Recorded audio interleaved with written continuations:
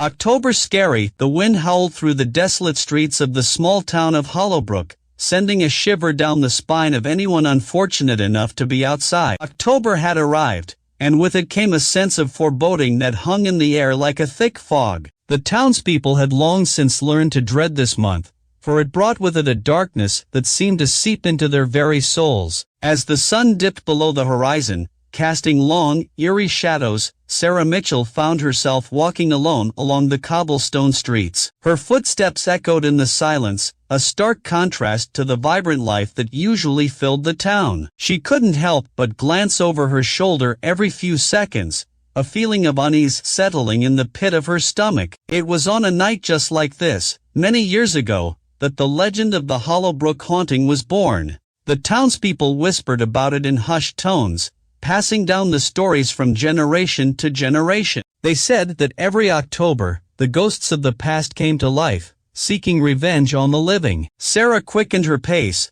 the rhythmic tapping of her shoes against the cobblestones echoing in her ears. The old, abandoned mansion at the end of the street loomed ahead, its decrepit facade hidden in the shadows. It was said to be the epicenter of the haunting, a place where the spirits gathered to wreak havoc. As she approached the mansion, the temperature dropped suddenly, and Sarah's breath formed white puffs in the chilly air. She hesitated at the wrought iron gates, her heart pounding in her chest.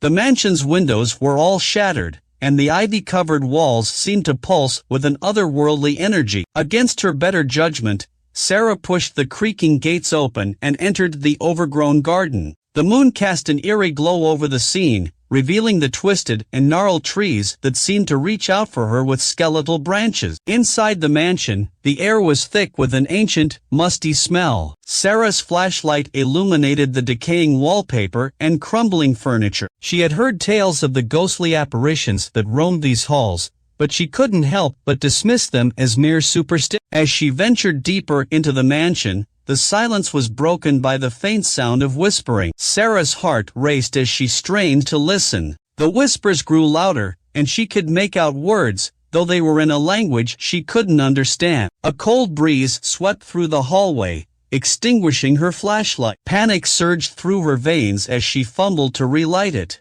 When the beam of light returned, she gasped in horror. The walls were covered in a ghastly, luminescent writing, the words shifting and writhing as though they were alive. Just then, a bone-chilling scream pierced the air, coming from somewhere deep within the mansion. Sarah's heart pounded, and she spun around, searching for the source of the sound. The walls seemed to close in on her, and the whispers grew louder and more frantic. She stumbled through the darkened corridors, her fear mounting with every step. Shadows danced at the edge of her vision, and ghostly figures seemed to materialize out of thin air, reaching for her with skeletal hands.